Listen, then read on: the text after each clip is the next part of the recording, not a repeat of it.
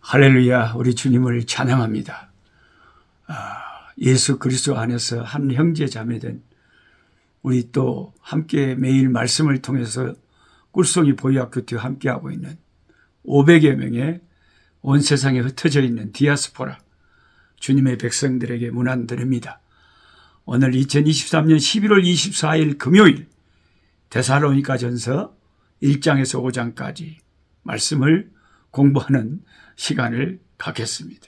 미국의 뉴욕에서, 시카고에서, LA에서, 애틀란타에서, 일본의 오사카에서, 한국의 각 지역에서, 두바이에서, 호주의 브리스번에서, 아들레이드에서, 또 아프리카에서 유튜브 채널을 통해서 한 500여 명의 예수 안에 있는 우리 믿음의 식구들이 유튜브를 통해 매일같이 성경 공부를 해서 1년에 이 성경을 읽도가는 꿀송이 보이학교티 오늘 또 시작합니다.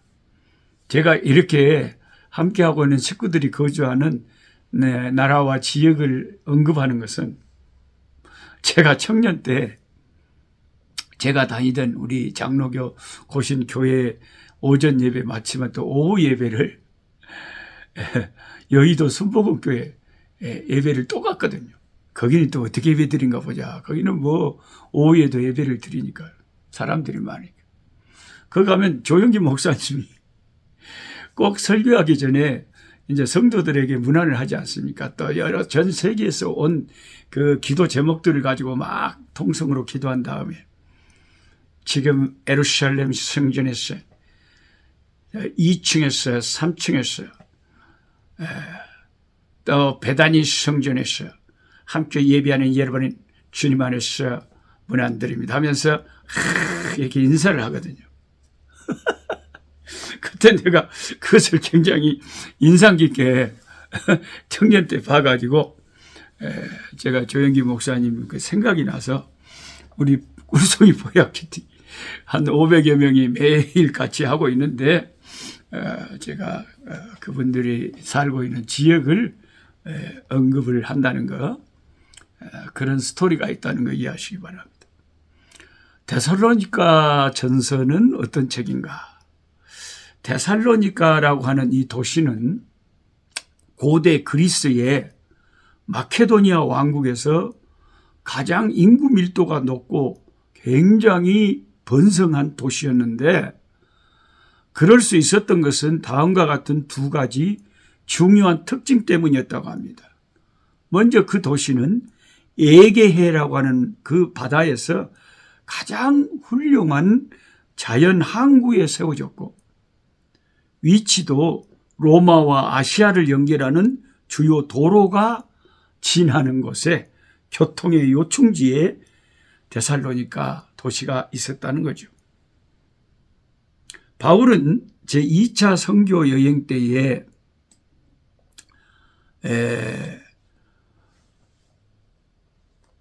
그 동반자들인 실라, 디모데, 누가에게 그 에게해를 건너서 마게도냐에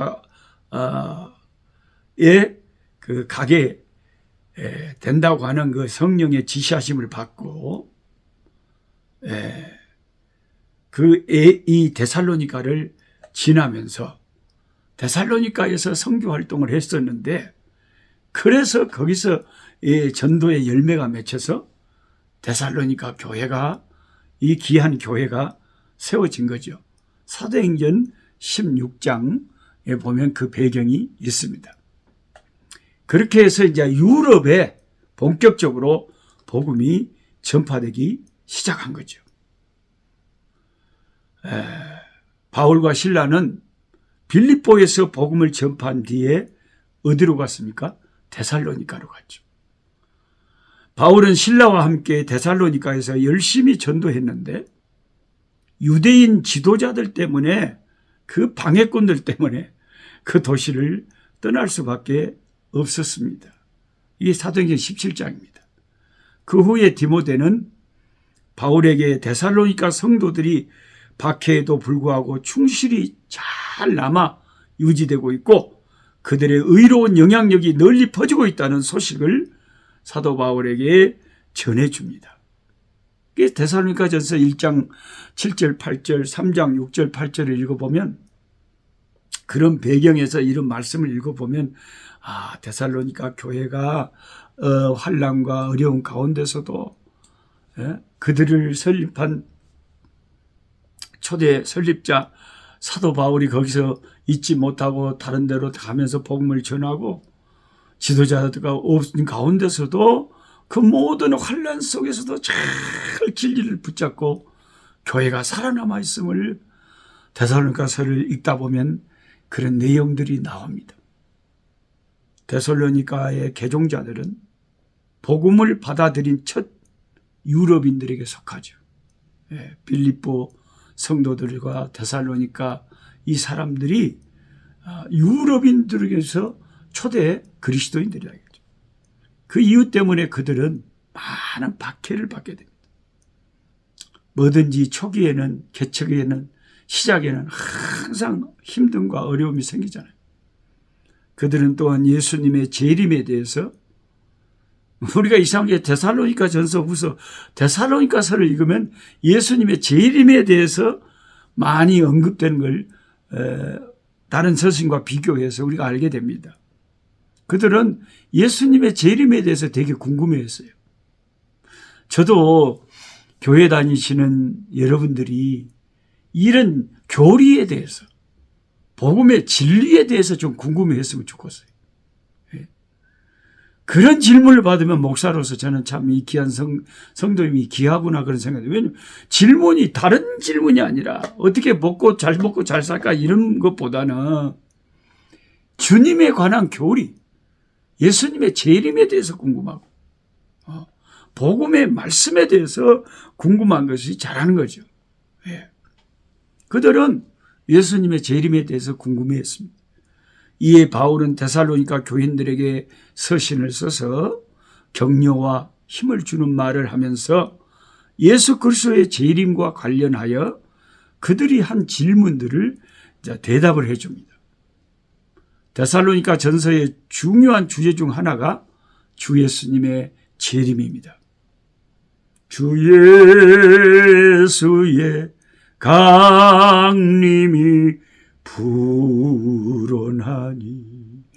저 천국복 받을 자 회개하라. 그런 찬송이 있잖아요.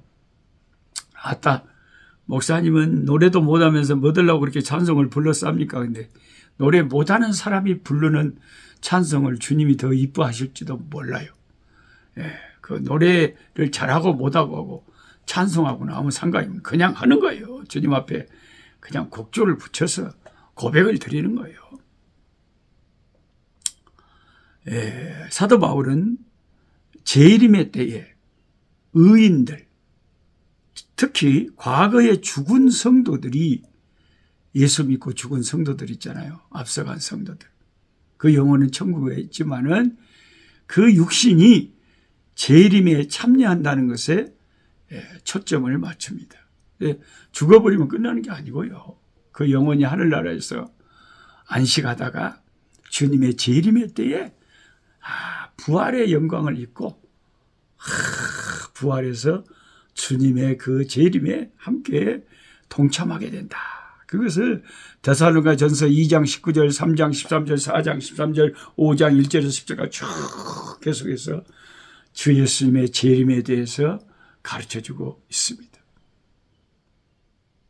우리 한국 교회가 저 어렸을 때만 해도 주님의 재림을 굉장히 대망하고, 손양호 목사님이 쓰신 찬송가 가사 가운데 저 하늘 이상한 구름만 떠도 행여나 예수님 내 주님 오시는가에 머리 들고 멀리 멀리 하늘을 바라보는, 그렇게 주님의 재림을 사모했는데 언제부터 이 예수님의 재림에 대한 이런 관심이 한국교회에서 많이 강대나 상에서 사라져버렸냐. 재림 이단이 생긴 뒤로부터 그냥 재림 이단. 몇 년, 몇 월, 며칠 몇 시에 예수님이 재림하신다고 손가락이 나타나서 다 가르쳤다. 이렇게 확 방언하고 환상 보고 예언하고 이 다미성경. 저는 항상 이런 이단들에 대해서는 제가 분노가 나고 화가 나고 너무너무 화가 나요.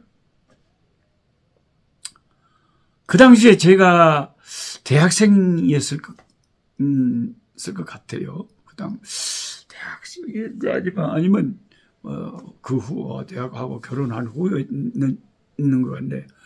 제가 전도자였을 때 서울에서 가는데 지하철에서 또 거리에서 예수님 몇 월 며칠 날 온다고 다미성교에 난리를 치고 있는 거예요. 그 내가 그냥 큰 다툼을 벌였어요. 제발 이런 짓 좀 하지 말라고.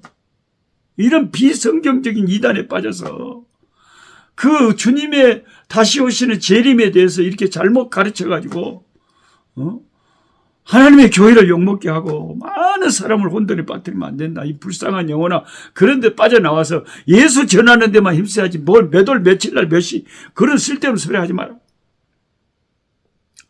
그래가지고 굉장히 다투고 싸웠던 기억이 나요.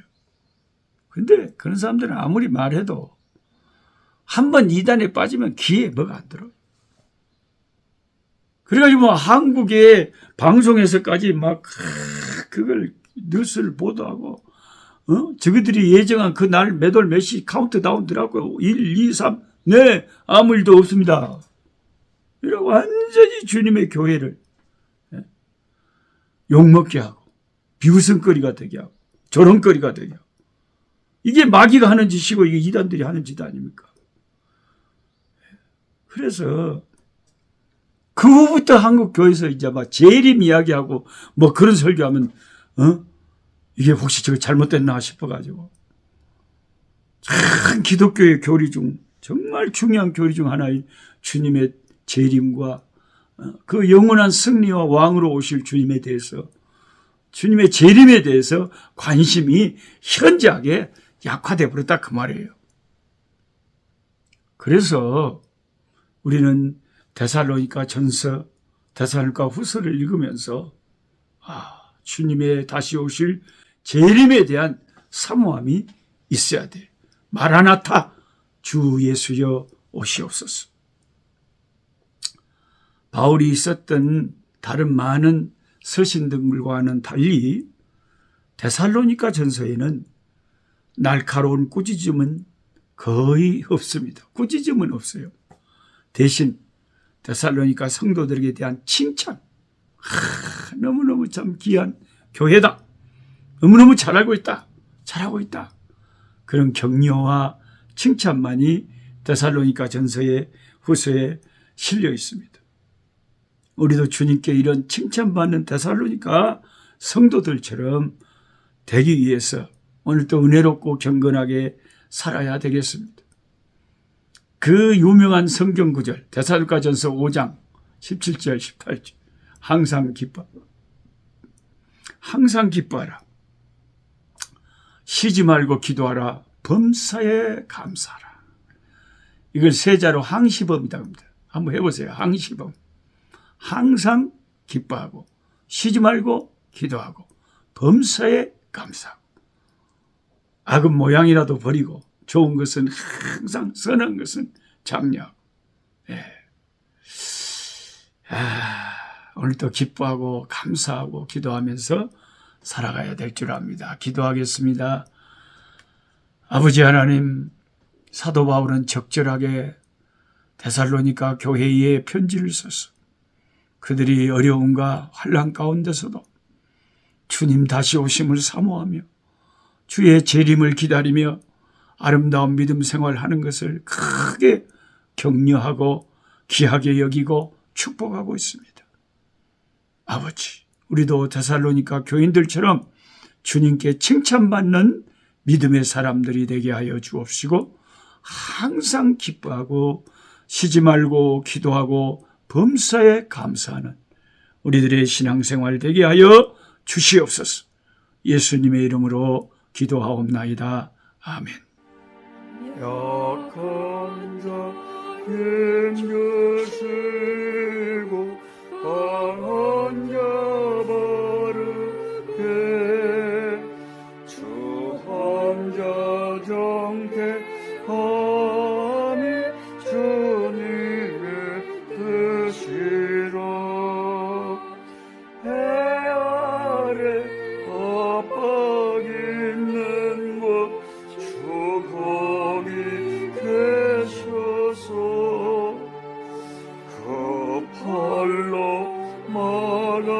주시어 종이고 소